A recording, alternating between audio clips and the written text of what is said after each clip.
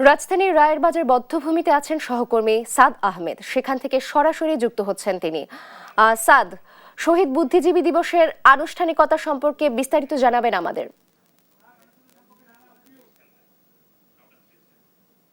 আনুষ্ঠানিকতা সম্পর্কে যদি একটু বলতে চাই, সকাল থেকে আমরা রয়েছি রায়েরবাজার বধ্যভূমিতে এবং সকাল থেকে আমরা দেখেছি যে বিভিন্ন শিক্ষা প্রতিষ্ঠান থেকে শুরু করে বিভিন্ন সামাজিক সংগঠন, সাংস্কৃতিক সংগঠন, একে একে সর্বস্তরের সাধারণ মানুষ কিন্তু এখানে এসে শ্রদ্ধা নিবেদন করছেন। আমি যদি ইতিহাসটা একটু বলতে চাই যে আজকের এই দিনেই কিন্তু আমরা আমাদের জাতির যারা সূর্য সন্তান, শ্রেষ্ঠ সন্তান, তাদেরকে কিন্তু আমরা হারিয়েছি। 1971 সালের এই দিনেই পাকিস্তানি হানাদার এবং দেশীয় রাজাকার আলবদরদের সহযোগিতায় তারা কিন্তু এই দেশের বুদ্ধিজীবী, বিশেষ করে সাংবাদিক, সাহিত্যিক, প্রকৌশলী, ডাক্তার, তাদেরকে কিন্তু বাসা থেকে তুলে এনে এই রায়েরবাজার বধ্যভূমিতে কিন্তু নির্মম ভাবে হত্যা করে।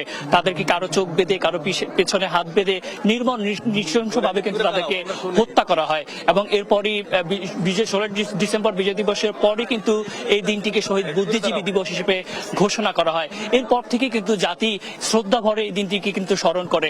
তারা চেয়েছিল, পাকিস্তানি হানাদাররা চেয়েছিল এই দেশের এই জাতিকে মেধাশূন্য করতে, এই জাতিকে তারা চেয়েছিল পিছিয়ে রাখতে, তবে সেটি কিন্তু সম্ভব হয়নি। প্রজন্ম থেকে প্রজন্ম তারা কিন্তু হৃদয়ে লালন করছে দেশের ইতিহাস, এদেশের মানুষের দেশের জন্য মানুষের যে আত্মত্যাগ, বিশেষ করে শহীদ বুদ্ধিজীবীদের যে আত্মত্যাগ, সেটি কিন্তু তারা হৃদয়ে লালন করছেন। সেই সঙ্গে আমরা এখানে দেখেছি যে 8টার দিকে কিন্তু মুক্তিযুদ্ধ মন্ত্রণালয়ের উপদেষ্টা ফারুকী আজম তিনি কিন্তু এখানে এসেছিলেন এবং তার সঙ্গে শিল্প উপদেষ্টা আদিলুর রহমান খান তিনিও কিন্তু এখানে এসেছিলেন। এবং এরপরই কিন্তু আমরা দেখেছি ডাকসু ভিপি সাদিক কায়েম তিনিও কিন্তু এখানে শ্রদ্ধা নিবেদনের জন্য এসেছিলেন এবং তিনি যেটি বলেছেন যে নতুন প্রজন্মকে কিন্তু হৃদয়ে ইতিহাস লালন করতে হবে, সে সঙ্গে ভারতীয় আধিপত্যবাদ থেকে বেরোতে হবে। অন্যদিকে মুক্তিযোদ্ধা যারা এসেছিলেন তাদের সঙ্গে আমরা কথা বলেছি, তারা যেটি বলছেন যে নতুন প্রজন্মকে কিন্তু দায়িত্ব নিতে হবে, নতুন প্রজন্ম ইতিহাস লালন না করলে কিন্তু ইতিহাস মুছে যাবে, এমনটি কিন্তু তারা বলছেন। আমি একজনের সঙ্গে যদি একটু কথা বলতে চাই যে এই ইতিহাস আমাদের আসলে, আমরা এই দিনে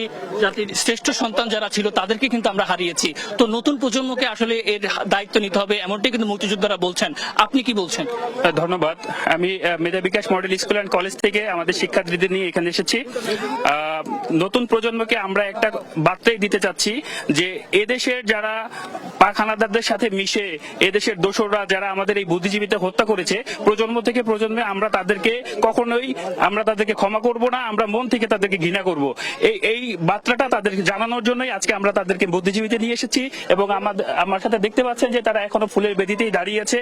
আর আমরা জানি যে আমরা কি হারিয়েছি, তার মানে এটা কখনোই এই ধরনের ঘটনা যেন পুনরাবৃত্তি না হয় সেই কামনা করতেছি। এবং নতুন প্রজন্মকে জানিয়ে দিচ্ছি যে তোমাদের মধ্য থেকে নতুন বুদ্ধিজীবী আসবে এবং সেই বুদ্ধিজীবী দিয়েই আমরা আমাদের দেশকে পরিচালিত করব।